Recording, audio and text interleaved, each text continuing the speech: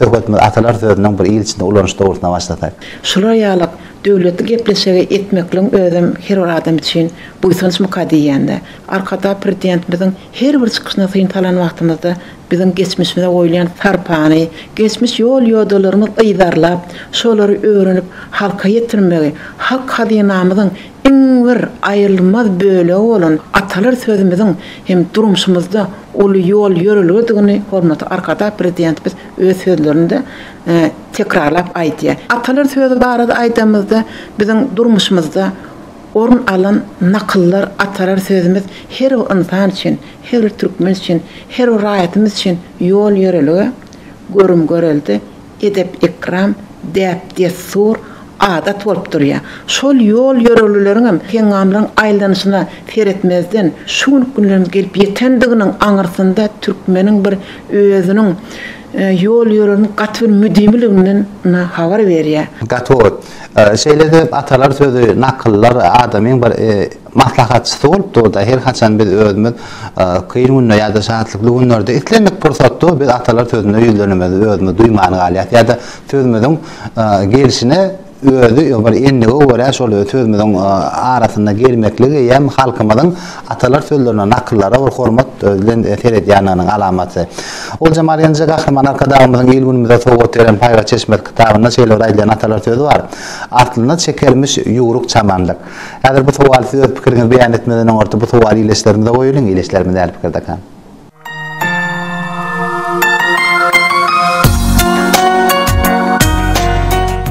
Aslını çekermiş yuğuruk çamallık deyip atalar sözümüz var. Bu atalar sözü gün manasında bizim bedevlerimize değişli.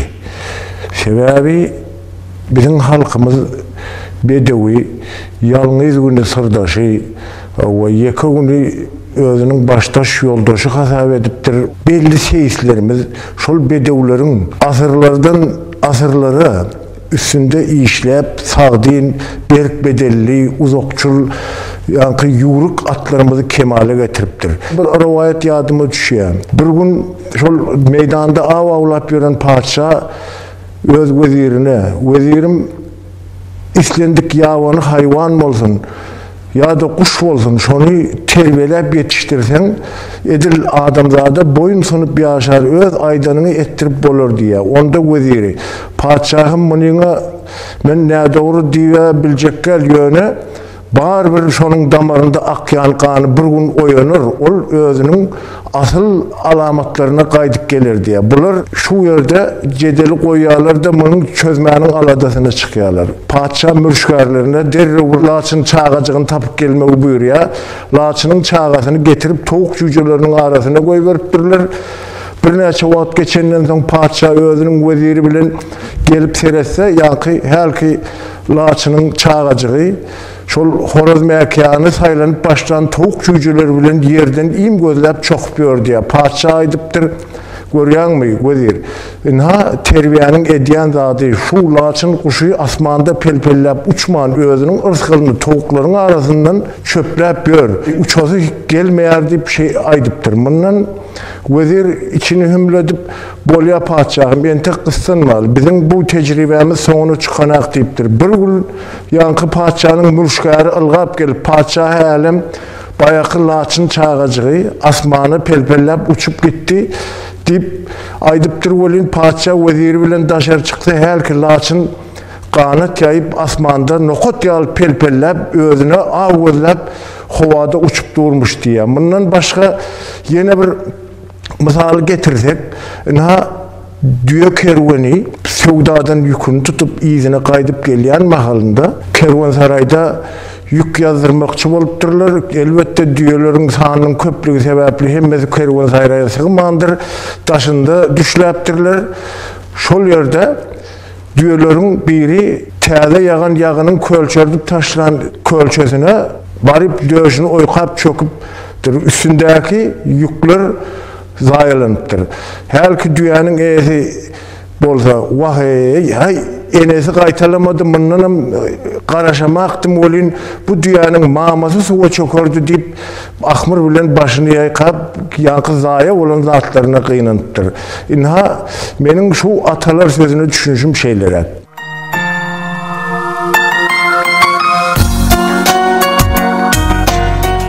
Gör ne çamani başladı alıp otursan. Indi men şu nakılın bağlıkta, şu yan yakında jurnaldan sayfanın birinde bir şeyle bir koy, rovayete men edip bir tımsal yaptırlar. Bir sebep kitaphanasılar ilmidamı gözlewdi. Onun sebebi her okuyucu bize yüzlenende islendik sorunu gazete jurnal sayfalarındaki tımsallardır rovayetlerin üstüne olur düşündürüş berýär. Indi menim şu aslında çekirmiş ýuruk çamyrlyk diýilen nakılın düp özeninin bir gapdalynyň adam kärçiligi, myhmanfeýerligi, syýla hormata, görüm görelde, eremeldigini hemde her bir zatyň düp özeninin aslynyň bardygy barada bir tymsal aýtmak isleýän. Irki döwürlerde bir ýigit ýola çykypdyr. Köp ýollar geçip elbetde öz aladasy bilen ýadapdyr, ýorulupdyr. Onun bir çay suyu şeferipdir. Elbette yanındaki imitlerim kutorandır. Sebebi yola çatım, öz içine hümledip bir oğu önüne çıkmaz mı ka, meni bir tanrı mıyman alan adam bolmaz mı ka deyip oylanıp gelişinde de doğrudan bir oğu vangsından geliyor. Oğu vangsından gelinde de bir yaşıgıda kavat geliyor. Onun bu yaşıgıda yüzlenip şey diye, ay diye, doğun diye, meni bir mıyman almar mı, katiyatı bir çay suyu vereysen, ödüm dürse edem diye. Bay bu ağam diye. Beyle neme diye, hey diye, mıyman alman olur mu diye. Yür deyip bir canıp diye, şu can köyürlük bilen yankı, mıymanı hizdet edip öyün alıp geliyor. Mıymanı öyünde oturduk, inni çay çörük vermeli. Sol varmana da mın yani yoldaşı bir hili ağlığa edip başlıyor. Sen nemi kavat giren adamı öye çağırdın deyip hüngür deyiptir. Onun mıymanım din salayıp oturupdur. Din salıp otur o gelin koyurluk derdi hüngürdisini. Şeyde bu yığdı mıymanın yanında yani yoldasını bir hili avrani mertebesini pezeldipdir. Diyecek sözlerini aydıp kutormanka mıyman eyem öyden çıkıp yine yolu rovan olupdur. Indi bu mıyman öz aladası bilen yörek gidip barya be, indi men yine kim benim mıyman alarka, bir günlük mıyman alıp bana çay su veren bolmur mu ka, dipdenin pikirlenip barya ka yine bir indi kovan üstünden var ya. Indi kovan üstünden baranda yine de şolar yalak bir mıyman paraz öyün üstünden var ya da. Onun daşarda bir gelin öy işler bilen güýmenip ýörekeni welin balyp salamelik alışıp soraşıp ay gelin diye bana bir kasa çay bilen diye bir dul çörek bermermiň de men gaty ýady diýär. Welin borda diye gelin geçin öýe girin çaýym berir, naharam berir diýip şalaýanlyk bilen ýa-da myhman söýürlük ähňde mulaýymlyk bilen bir myhman öýe salýar. Öýe salawam saçak ýadyp duruldum men üýşürüp mene myhman hizmet edip oturka bir yerden aldıran var ýalak bolup ýa-ki ýan ýoldaşy gelýär. Öýe girip serediýä ölün gösünäme öýde myhman oturda. Bu da şowarmany topalan turdy gorýar. Men näme saňa öýlenemde ähli ötüç myhmanlara çay çörek ber, öýe çağır myhman al diýip öýlendimmi diýip ýa-ki şolar ýaly gaýtalýar. Welin şeýdip gohlap urýar welin bu myhman oturan ýoşda gün gülüp başlaýar. Ne gülüp tutýar da. Gülüp başlaýar welin ýa-ki ağlaýar edip oturan ýigit gen galyp myhmana seretýär. Näme diýip gülüp başladyň diýip näme boldy diýär. Onun myhman ilki barın oğuzundak bolan vaka var hadise. Şonun ýagdaýyny aýdyp berýär. Indi size geldim memeliň diýär. Şu ýagdaý gaýtalanýar da diýär. Onun ýaňky ýigit şey diýär. Ýa sol barın öýüňiz meniň erkek doğanyň öýü diýär. Indi bu gelen öýüňiz bolsa diýär. Sol barın öýüňiziň diýär. Ýaňky erkek doğanyň diýär, uýasynyň öýü diýär. O görýärmi? O taýda ha mung geliniň agasy otyr. Berde de ol ýaňky myhman halamadyk öý eýesiniň uýasy otyr. Onuň myhman he diýär. Görýärmi diýär. Aslynda çekirmiş diýär. Ýuruk çamarlyk diýil nakylaý diýär. Şu nakylyň manysyn seredemizde myhman paradlyk, hoş niýetlik, edip ikram, hüýhäsiýet Himmesi şunda cemlenipdir. Näme üçin diýende ýene bir aýtgy bar. Her haçan bir işet edilende, ýa bir godaşlyk meselesi bolsun, gatnaşyk meselesi bolsun, söwda satyk fark ýok. Ýa da aýtdaly bir mal janly adamlar mal bilen iş salşanda da şeýle söz aýtýandyrlar. Aslına feredin, aslına diýe. Görmörde görüp, taşak sıpırı yayıp, hizmet edilip yürün maşgalandan öğünün nesil her haçanın bolsa şol aňyrdan gelende desony saklaýbilýär. Eger de bir halkymyzda näme ýogum däl de bir azyrak bir edew goşukrak, mehman paraz däl maşgalalardan öňün maşgalalar. Olarda mehman feýerlik häsiýetden ýok. Munyň aňyrda edep terbiýe dur. Indi ýene de ýurukluk näme degişdi? Ýurukluk elbetde adam häsiýetinde degişdi bolup durby. Ir turun işinden dynar diýilýändir. Erçel adamlar, çalasyn adamlar irden turup irden işinden dyňýar. Onu ay men gaýraty diýenlerim bular tanyşyny bitirýär. Emma bir gaýratlar bilen hol ala tarmykda awşamara iş etjek bolup oy konjaraşyp işe başlaýarlar. Ene bu da ýanky çamanlygyň bir manysy bolup durýar-da. Her bir aýdylýan atalar sözlerini ýa-da nakyllarda diňe bir many däle dürli manylar barda. Şuň sözüň gymmatam şol ýerde a sözü köp manyny aňladýan sözler adamyň hem ýadyna çalt galmany hem kirlenç okuýuny artdyrmany da öňe oňy täsir etdirýär. O jamaryan size berjek indi sowalymyz hem hod gerek hem hod mürrük. Bu sowal ileşlerine goýaly ilki bilen jogap bermeden orta ileşler bilen pikirde kan.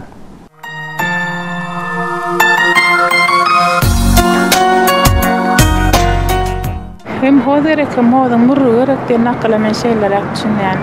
Hayır adam başarmayan işin başka bir adam başarıp uğrada yanayda da ona at takıp günnetmesilik eden yanayda da hem hodere hem hodun murrugerek değil ya da atababalarımdan aydınlayan şu nakalamen şeyler akçın.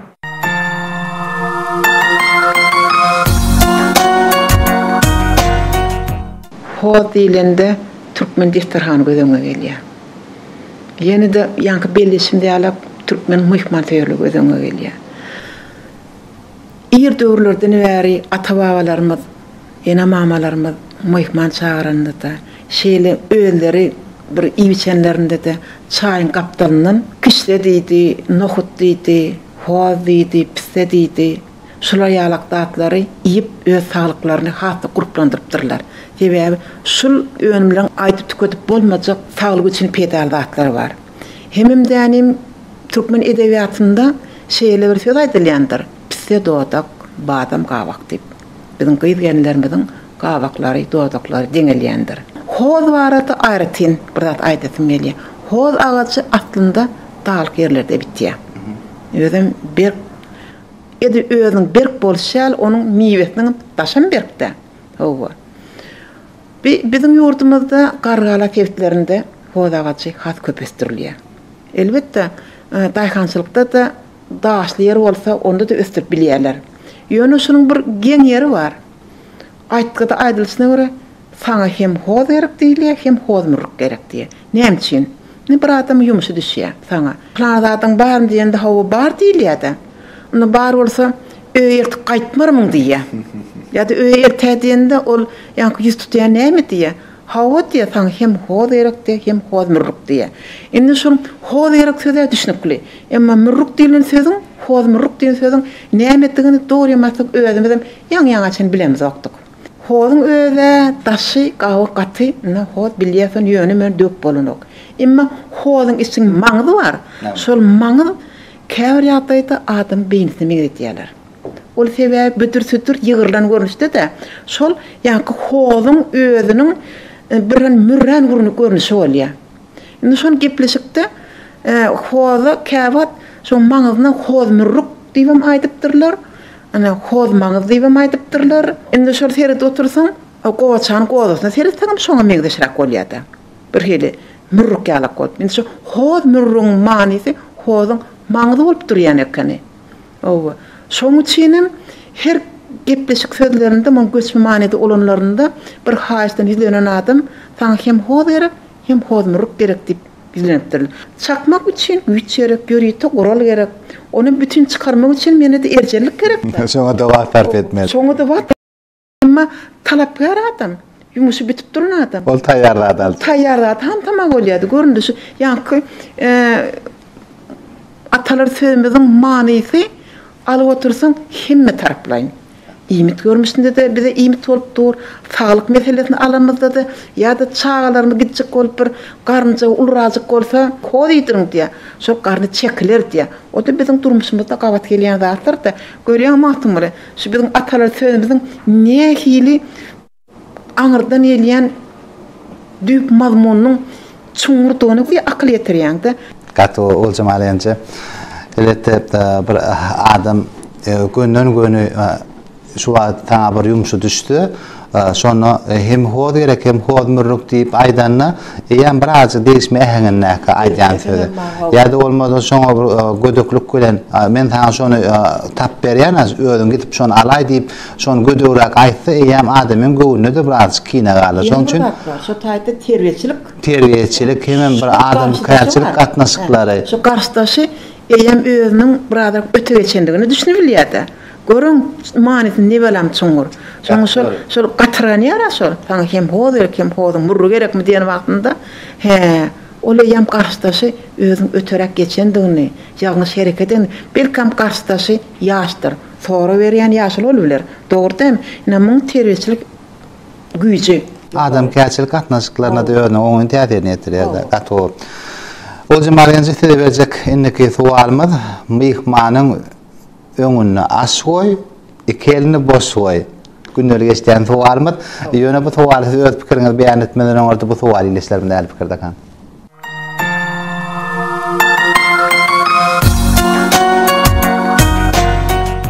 Bizim ata-babalarymyz ören myhman soýar bolupdyrlar.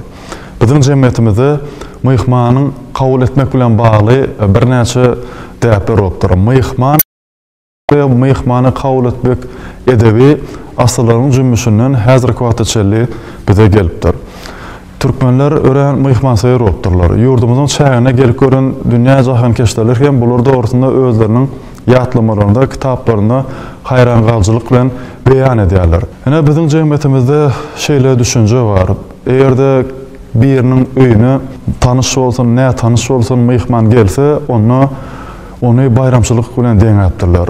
Myhmanyň gelmegini ırskal berekediň döwletliligiň gelmegine deňäpdirler. Sebäbi biziň ata-babalarymyz gelen myhman özüniň ırskaly berekedi bilen gelýändigini düşünipdirler. Ene şu atalar sözüne seredip seljerk gördük, şol ýerde myhmanyň öňüne aş goý, ikeni boş goý diýer. Ene şu atalar sözündäki sözleri gönü manada seretsek, onu şeýle netije gelmek bolýar. Gelen myhmanyň öňüne barından ýagdaýynyň ýetdiginden saçyk ýazypdyrlar. Her türlü naharlary, nazlamatlary goýupdyrlar. Eger gelen myhmanyň eline bir zatlar tuttursaň, onu ol gönü manada seretseň hiç geli şol saçaklardan, kıyın nazlamatlardan aşlar iyi bilmejegi görüp duran zat. Megerem şol atlar sözünde myhmanyň ikeni boş goý diýilmegi sebäbi arkaýyn eline alyp bolup ýitpiler ýaly manada şol atlar sözü ata-babalarymyz düzen bolmaly.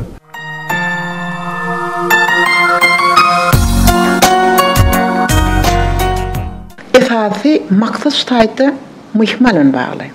O türkmeniň myhman söýerligi bilen, myhman paradlygy bilen, onuň dänim myhmany hezetlep hormatlamakda berýän tagamlar bilen bagly bolup durýar. Myhman öýe gelende ilki saçak getirýär, çay getirilýär. Myhman alyň dowdadyň çay içýär diýilýär, dogry-dämi? Gelen myhman eýem öz edebini saklap, şol öýede syýla hormat edip, ýa-ni çayını üstapar qaytarıp çay içmek bilen bolýar. Indi myhmanyň eli boşda we iş eden ol arkaýyn otyr çaýy, käsedi, çäýneги şoň bilen. Onuň indi dur tagamlar hezet hormat edilip taçaga distarhany üýşürilýär. Şonu käbir ýagdaýlarda taçaň başynda oturmaň ede bolýar da bu. Käbir maskalalar özleri şonu bilmezlikden bolmagan mümkin. Yöne zol alyň iň, alyň bunam ýaýyň, bunam dadyk görüň, bunam özerim bilen etdim, bunam plan etdim diýip şu myhmany gaýta hödür kerem edip bir hil hatta yancak başlayır. Olam yadat ya adam yani. Yancak başlayabilin. Yankı mihman belkem yiyecektim özüm boldan belkem şu taamlardan özüm yoğuştukunu yiyecektim. O mihman indi yiyecek taamını ip bilmän istihar tutulan yalık olup bir hili diklenip oturuverýär. Bu yankı öýesi ýene-de parhaya onun ayal dinan maşgala ortun ýa-da erkek kişi bolsun ýene-de alyň mihman alyň iň oturun o bu taamdan dadyň diýende bu mihman ýem ýa-da ýa şu ajam bolsa şu sözlerden doýdy ýa. Indi şu ikeliň boşga diýeniň manyk mestajda görýän. Sebäbi mihman öňüne nahar bereň soň hödür kerim eden soň alyň iň oturun diýip bir tapar aýdan soň sen özüň şol tagamnyň mihmanyň öňürti bismillah diýip senen başlamaly şonu.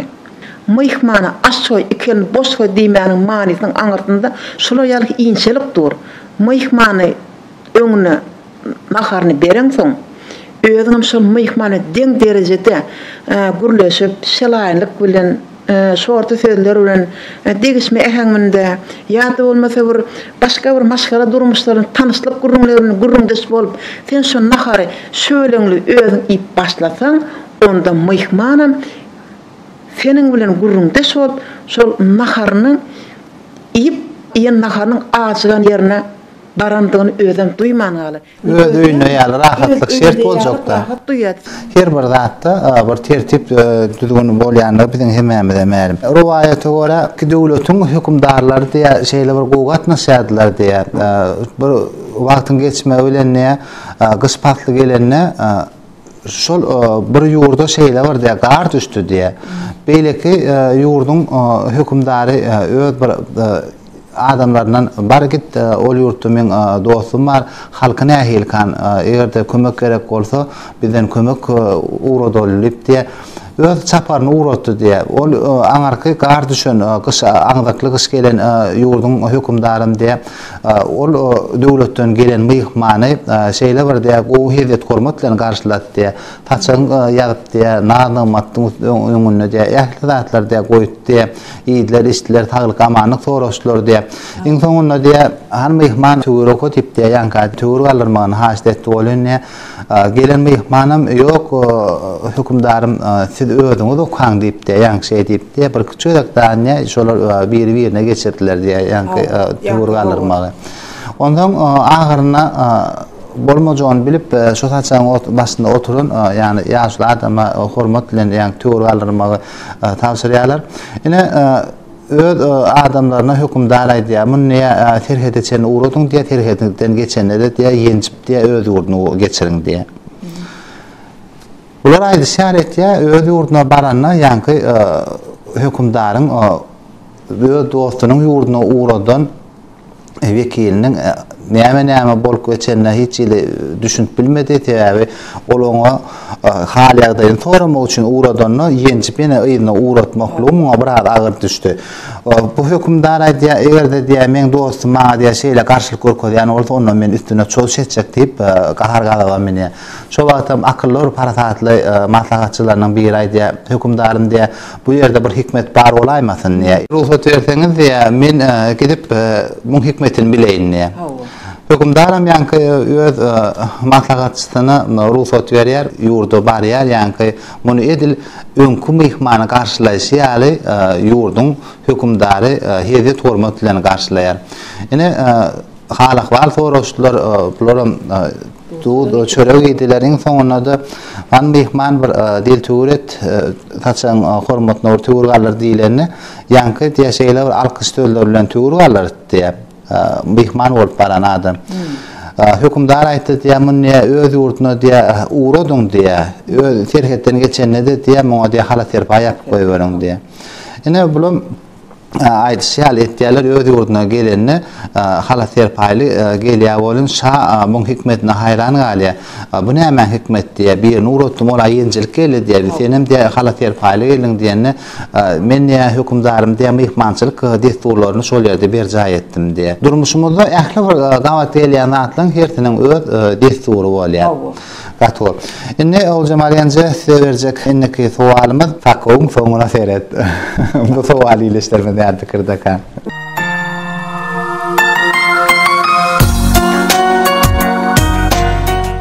bu nakla men düşünşüm yazıcı, tarihçi Ahmet İbn Yusuf Garanky gejeden soň ýagty günnüdin gelşi ýaly, kynçylykdan, şowsuzlukdan soň hukman oňat günlerin gelýändigini aýtýar. Asylly adamlar hemişe şeýle hereket etýär. Başyna kynçylyk düşse, özüniň çek bilmejek kynçylygyna olar giň göňüllük bilen ýaşaýarlar. Hem de kynçylyga, şowsuzlyga garşy göreşýärler. Şowsuzlygyň yaramazlygyň howurny sabırlyk bilen sogatýarlar. Sabırly bol. Yere alan bir gysym gumyň gyzyly öwürler. Gazanan sowagyň bolsa altyndan hem gymmatly bolar. Bu nakla men düşünşüm şeýlere.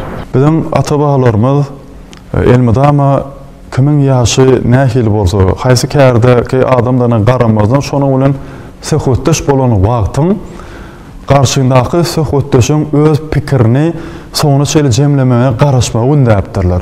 Sebebi erde iki adam ýa-da gepleşip durka, gürleşip durka ýa-da köpçüligiň içinde gürrün gidip durka, biri onda da gepläp öz pikirini beýan etip duran wagty onun sözüni bölmekligi halamandyrlar.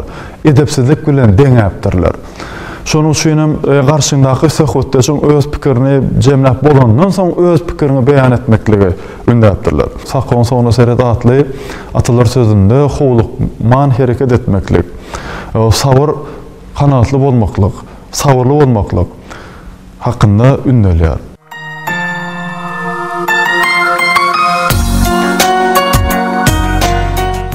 Sakoň soňda heretdiýimin aňyrsynda gaty bir nälik diýip aýdymda boljak ol gaty ulmany barda. Ol bir sakoňa gurrun däl, o taýda bir akylly adamyň gurruny. Akylly adamyň gurruny. Akıllı adamın hem çıkalatı oluyor, hem uğur tapçılığı oluyor, hem de katı akıllıkta nişanı oluyor. Yola çıkanda adamlar käbir ýagdaýda sagaman eleli Meşrep divananyň yoluna dip sadaka aýdýarlar. Meşrep divanı Bahadur Meşrepi adynyň 17-nji asyryň ahyrlarynda 18-nji asyryň başynda ýaşap geçen şeýle bir ilmdar, bilimdar, dana adam. Bir özü ilim tälim alyp ýörkä käbir meselelerde öz ahuny bilen biraz pikirler çaprady gelýär. Meşrep diýany öz pikirini her bir adam dünýä iýnende diýär. Onun hertiniň öz pikiri, öz akyly bardyr diýär. Beýanky köşk emeldarlary Bahadur Meşrepiň ýanky gowy pikirler bilen adamyň ardyna çykyş edip oturan wagty barap paşa ters gurrun bilen şuglapdyrlar. Sebebi şol diýän köpüň içinde diýär ters pikirleri ýöredip ýördi ýa-da. Munun barıň diýe getirin tutup şonu diýär. Ýa-da gelip köşke getirýärler. Ondan sen näme diýär? Adamyň ters pikirleri ýöredip ýörsiň. Sen kim bolupsyň diýen ýagyň haýwat etýärin, ýanky sakawlap sözüni aýdyp bilmärek duran kişi bolýar-da. Ondan barıň jellarda tapşyryňmy diýen wagtynda diýär, "Padşahym" diýär, "Sakaw däl" diýär, "Şol wagtda aýtjak gepmi diýär, aýttyrman" diýär. Men diýär ýasawlar diýär, elim arkam tutup alyp gaýtdylar. Men şonu diýär, "Saklanmna" diýär. Aýtjak sözüm aýdyp bilmän diýär. A käwagt diýär, "Sakawmy soňuny dinläýärler äbir" diýär. Hukmdar durup diň salýadany, "Sakawym" diýär, "Soňuny dinlemeli ahyryn" diýär. Şeýdip öz akyly bilen, öz paýhasy bilen, öz düşbiligi bilen, özüniň ilmdar, danalygy bilen ol hem öz janyny halat etdi, hem de dänim töweregindäki özüni ýamanlap duran adamlaryň biliminiň pestigini şo taýda paş etdi. Ona görüşmi diýäli ilmler dünýäsiniň ilmlaryň duru bolan biziň halk döreçiligimiziň çuňgur manaýly özenli sözleriniň maýy soran sözlerimiz biziň nakıllarımız, atalar sözlerimiz. Bizim milli medeni mirasymyzy halka ýetirmäge, ýaýmaga, onuň düp özüni düşündirmäge, öwrenmäge giň ýol açan, şeýle-de il halkymyzy belen tepkitlere tarap öňalp barýan hormatly arkadaş prezidentimiziň belen taş aman bolsun, jan sag bolsun. Tutýan tutumly işleri elmydama rowaj alsyn. Sağ olun, o jamaryança ardy ulana saatly bolsun. Hemişe gahrman arkadaşymyzyň saýatynda görünmeden, eşdenmeden toýdan bolsun. Siziň amal barýan işiňizde üstüne bilen hem sağ bolman ardy ötýär ketmeden kemal tapyň. Sağ olun.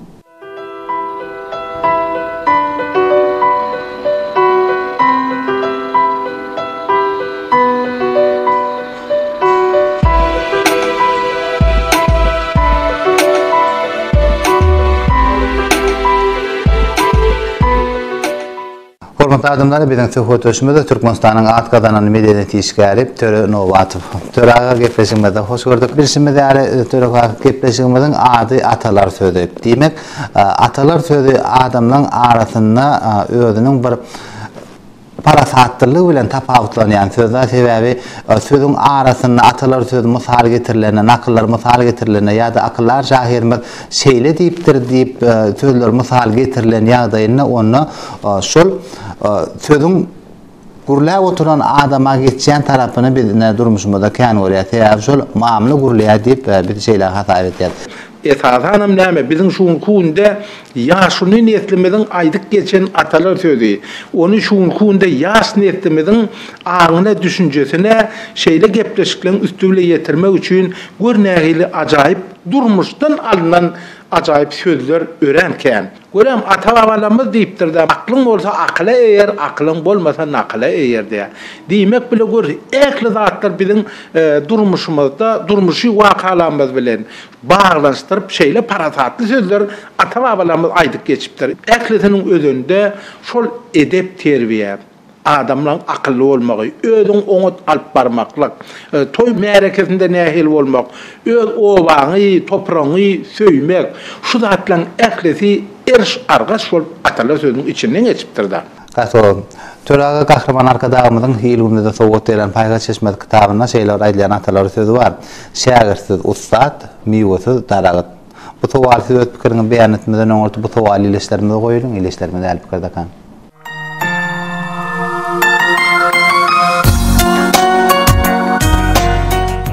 Bu atalar sözü halkın arasında kaçıyor ulu atalar sözü ol durmuşda bir giyinden olmayan atalar sözü bolupdur. Ya sebebi her bir gelen yaş hünermen hükmen özünü halipa tutunmalı. Şagird halipadan şol kârin ince tiltimlerini halipadan öğrenmeli hem de özünü yol tutunmalı. Şagirsiz ustad miyvesiz tarak dilen akılamen şeyler düşünen. Haytır iş bolonda da şol işin öz şagirdinin halifası bolýar. Şagird halifadan ozurmada teriter değil şäle ustad halifalamadan ustad şagirdler bolýar. Halifa şahirimiz Kerim Burhan Efes'in aýdyşýaly diýdiler dünýede nämedir kıssat üç edep diýdiler ustad diýşäli ustad halifalamadan şagirdler var. Miyvesiz darağıtın cemiyete peydasız bolşýaly. Şagirsiz halifalama ustadlygynyň peydasy ýok.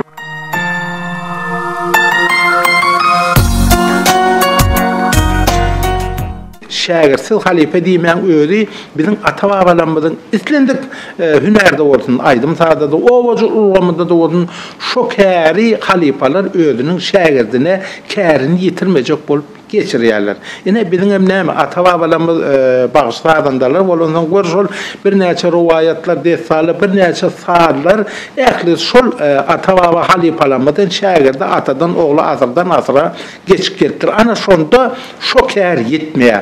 Şagirsiz ustad miyvesiz daragta meňredilipdir da. Diýmek bilen şol ýanky halifalaryň aýdym sady, saz gurullar ýasaýan ustadlanmaz, zähmet gurulny ýasaýan ustadlanmaz. Görýän şol elinden çıkan kuralları görýän ol halifanyň şu zatlary goýup onun bolsa şuun kuunda ýaş nesle geçirilse ola ýam ýetip gitmeýär.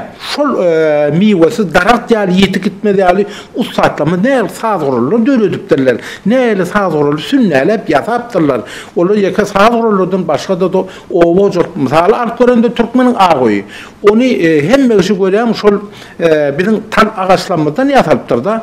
Şony sünnälep kapylaryny nagşlap ýatan ustadlaryň görýärmi? Bugun kunda palan ustanyň ene ulusaňam şagirdi diýip ene ilimiň içinde şuň kun eçeli şol ustadlaryň elinden çykan türkmeniň agoýmy, okara çemçelermi, sazgurullarmy, olaryň pildir paltary zähmet gurulyp özüniň ýatan öňümlerini özüniň şagirdlerine geçirip gelmekligi ene bugun kunda şol adamlary ýaşadýan zat. Doğru. Bir hükümdar öz halkyny köşküne çağırıp baki ýaşamaň syr näme diýip sowal berýär. Muňa diýe ähli adamlar diýe köp pikirlenler diýe her kim bir zat aýtdy diýe. Ay sağlığına seyretmeli diye, TV önümlerden köpürek iyi içmeli diye, köpürek sportla meşgul olmalı diye. Qarad şu tayda her kim dürül pikirler beyan ettiler diye. Hiç aydılan cevaplar bilen hükümdarın diye kanagat etmedi diye. Ahırına diye bir yaşul adam diye şol yığınanan adamdan diye o idrağına diye bir yorgun tinap durt diye yorgunlu güller tinap durt diye.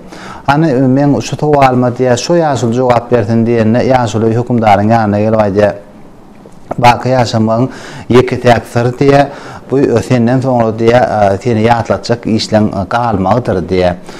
Buna günü tuğçen hükümdar maslahatçı ulanıyor hemen köşkün kaptanından mektep kurdur diye.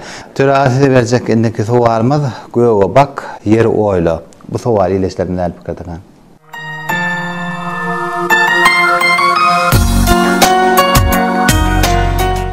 Göğe bak yer oyla. Bunakla men düşünşüm şol maksatları tutunmadan öňörtü atalar sözüne aýdylşy 7 ölçäp bir kesmeli. Öz başaracak işini etmeli. Göğe bak yer oyla diýilen atalar sözü bilen aýaňy yerden üzme diýeni manida şörýän. Pesperlik adamy bedeýär.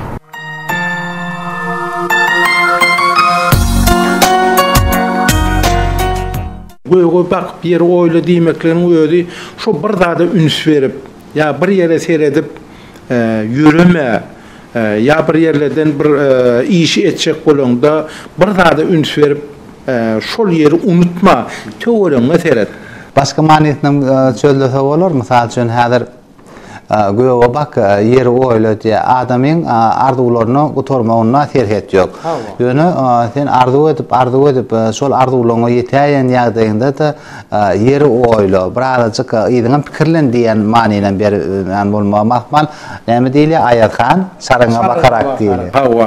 Ya Türkmen görýän şol 7 gedek ölçäp bir gedek kesdi. Diýmek bilen şol yankı bir yeri ödün oylanyp ya bir yerde düşlejek bolsaň ya bir yerde ekin ekjek bolsaň şu yerden mara şol nesline, iýdiňe, halkyňa, adamlara peýdaly zady etmek üçin bir yere üns berip ya bir göğe bakyp ya kaptala bakyp dälde töwerege bilen iýdiňe ters alybyrak şol yerden alınjak hasyly, şol yerde ediljek binalary islendik zat bolsa bolsun ol özüň geljek üçin arzulan ýeriň bolsun diýär.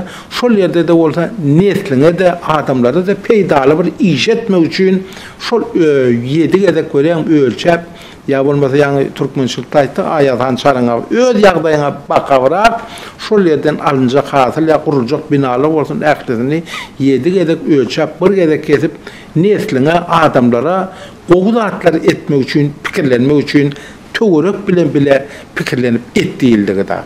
Kato. Esasy aýdylýan atalar sözünde hem huşwarlygy hem üntülligi talap edýän söz bolup durda. Söz açar diýilşi ýaly, Sultan söýünilen Miralyň arasyna bolup geçen waka ýadyma düşýärdi. Tymtaly ora Miraly öň başda nähir bolan adamlygy şoň bir daýhan bolup ýetişenler bilen hemmemize mälim. Yani Sultan söýüne gelip aýdýarlar. Näme üçindir diýe Miraly sizden bir da gidleýär diýe täwä her gün köşkden çykyp diýe öýüne gidenne diýe ol bir könerak bir jaý soğuk geçýär diýe. Moňa Sultan söýün pikirlenýär. Bäh diýe näme üçin diýe menden gidleýän sırnäme de kanyp burun ikisi ýola gidip barýakalar. Miraly Azabad garaşdyňyz men ýa-şu könüce jaýdy soğuk geçeýine diýe bolun. Bulun bir ýüzüne terediýär diýe biz sizden hiç ilgilenýän adam ýok diýe gelip görseňiz diýe baryp görýär öýüň içinde hiç zat ýok bir çarga asylan köne kuşly öý goşlary dur öýüň içinde bu näme hikmet diýende siziň kömegiňiz bilen ýa men köşkde işgär bolup oturýar her wagtym diýe men öz ýolumy ütgü däýmäýin men öz pälimden bir has menne köpüläýmesin diýen maksat bilen men şu könüce öýüme diýe her gün gelip diye öz geçmişimi ýatlap gitýän. Demek göğe bak yere oyla diýilşi ýaly adamyň ykbalyna nähili gowluklar bolsa, soğulluklar bolsa, şuun iyiceni tapman ýören ýagdaýynda ertürkün ykbalyň emri bilen sen has bir tutjar baý adama ýurlaýan ýagdaýynda da öz ýygyna teretmeligi bardy ündülen atalar sözü. Töräsi berjekindeki sowalymyz kimler gadar goýuny, kimler içer suwuny? Bu sowal ýeşlerimden pikirdekan.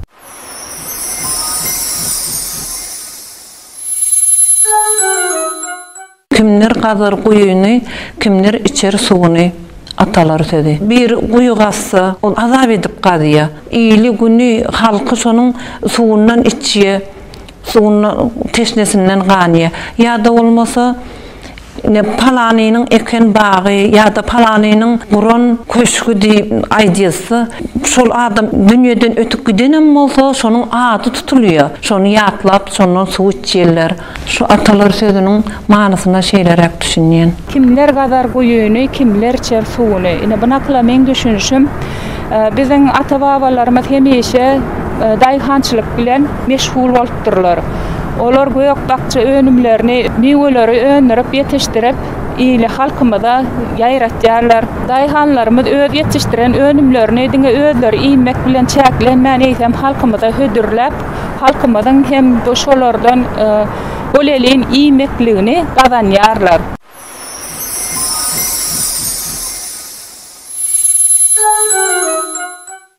Bir mahallar ýanky guýy hakynda aýdylanda bir belli içinde köp maly bolan ýaşullaň biri bir arzu edipdir, bir guýy gazdarsak, bir agy suwam diýe bile uzakdan getirip berenmizden mallar şeriýarrak suwa bar şor suw ýöne şu bir akaba düşerýär diýip belli bir näçe guýy gazdarlar bir näçe yerleri ýaşynyň köp dowamlarynda ýan gazdardyr diýip ondan şonda bunun bir şeyle parasatlı yani yoldaşı var ekeni kendi rahmetsindir yan azap ediyen kuyun nemediyesin olup hay öyle senin bir şu dünyada şon suğun içik görsen şu azap eden zatlan diyereken sonda yankı yani yoldaşı akıllı demekende bile oturup bir tüngçen çaya koyup oturulunda ay neme bizim nehivetse içer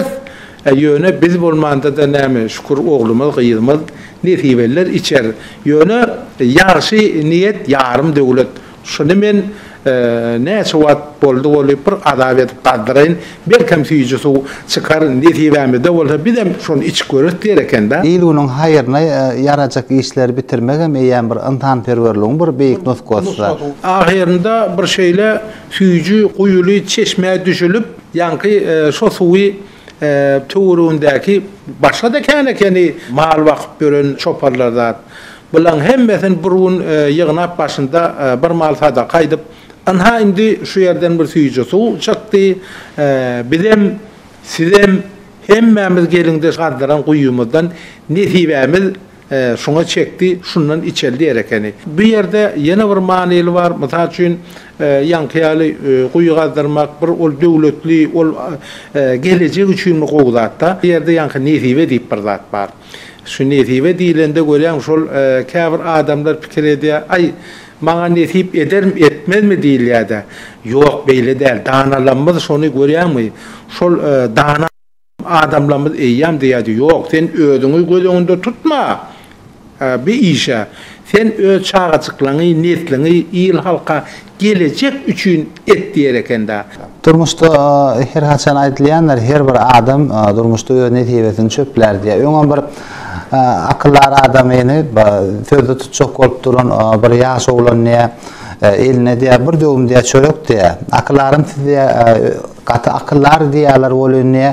Şu çörek men netibem ýa netibem dälipdir.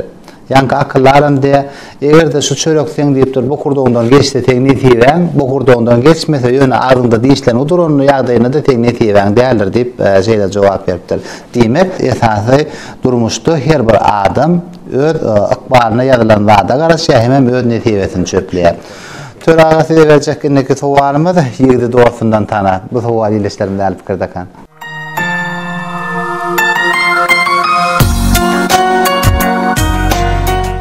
Dost insan için en yakın adamların biri bolýar. Haçan adam bir gıynanan wagtyna hemişe şonuň çyn dostlary, hakyky dostlary ýanynda bolmaly.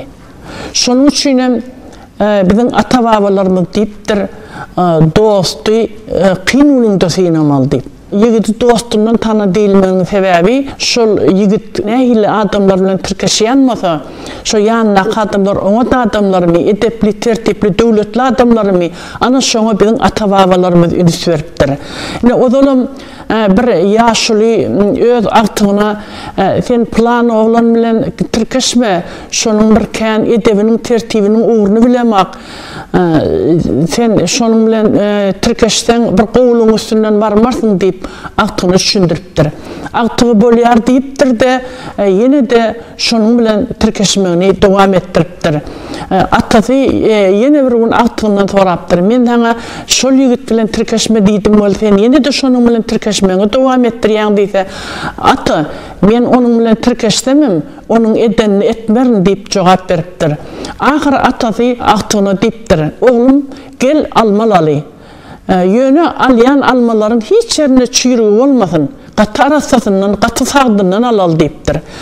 Ondan atası yanına duruptur, agtığı olsa bu almalardan taylap alıp sevedi dolduruptur. Atası agtığına, oğlum şu sevedi şol ağacın şakasından az deyip agtığına şol almalı sevedi içine 2 saniye öyde duran çürük almanım saldırıptır da şol sevedi ağacın şakasından astırıptır.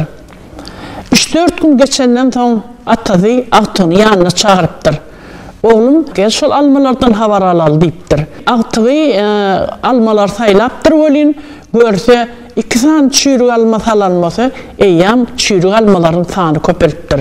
Şu ýerde atası sen şol tirkeşýän erbet ýigidin, dostun bir gün eden etmersin, 2 gün eden etmersin, soňundan şonuň edebine, tertibine, kılığına, häsiýetine ýykyljakdygyny bir pähimiň üstü bilen düşünüripdir.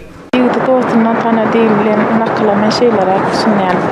Haýdy bir iş tutulan da kim bilen tirkeşýän ýagdaýynda da ýigit bolsun, gyýdy bolsun, tirkeşýän dostuna seredilýär. Gyýdy dostlugy dilende de şonuň tirkeşýän dostuna seredilýär bizim türkmençiligimizde. Tirkeşýän dost edepli, ikramly bolan ýagdaýynda, şol halan, iýlik halaýan tüýýän adam bolan ýagdaýynda şol işin oňlanýar. Men atalar sözüne şeýler düşünýär.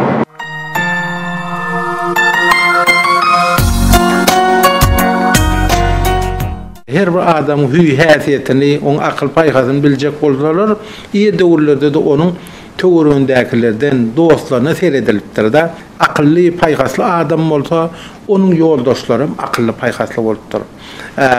Elbette köpçülükde, märekede özüni bir yaramaz, bir adamlaň edenine bolunok diýip biren adam bolsa näme, oňa kim yoldaş bolýar, kim dost bolýar.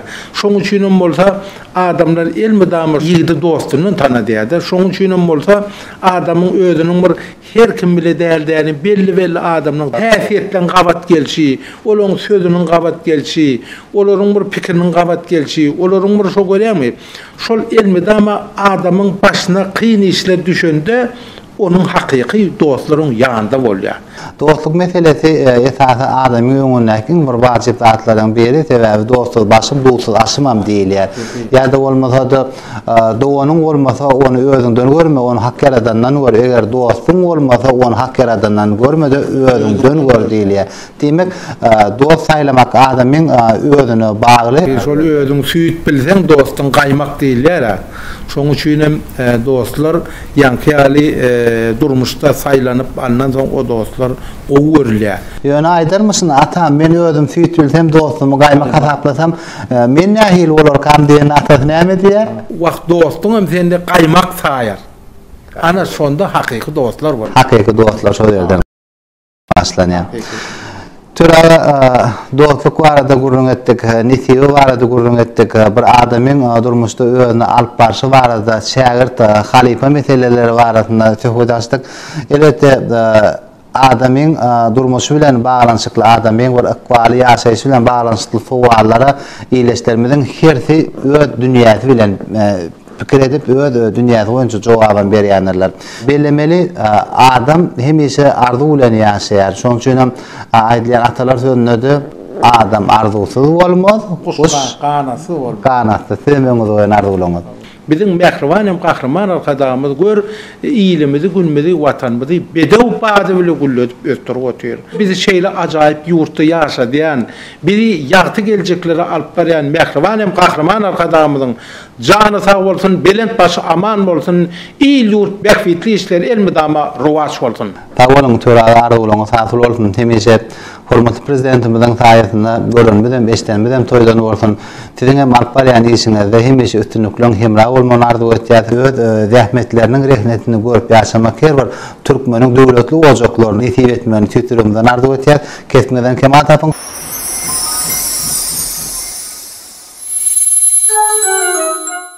Vatandaşlar atalar sözü gepleşiňizden himayetkärı Awreli Mebel Huzuzy Kärhanaty biz Awreli Mebel Huzuzy Kärhanatynyň zähmetli işgärleriniň her ýerlerine durmuşlaryna üstünlüklen hemra bolmagyny arzu etýär. Işlerine üstünlükler hemra bolsun.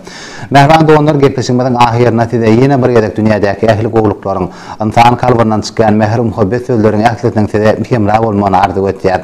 Güneşli diýarymyzda janyňyz sag işleriňiz hemişe rowaç bolsun. Halakdan galgan diýterhanalarynız naňmatdan dolu bolsun. Sizin çekken zähmetiňiziň rehneti durmuşyňyza bagytny orun çaýtyn. Türkmen halkyny toýly günlerde ýaşadýan, döwlet adam üçin şygaratynda Türkmen halkyny gelejegi anamlar barýan, gahryman arkadamyzyň janynyň sagyp alyp barýan işleriniň hemişe rowaç bolmagyny arzu etýär. Watandaşlar naşy ýaşar arzular siziň her ýeriňizde ýollap, bizim siziň bilen hoşlaşýar, hoşda bolun.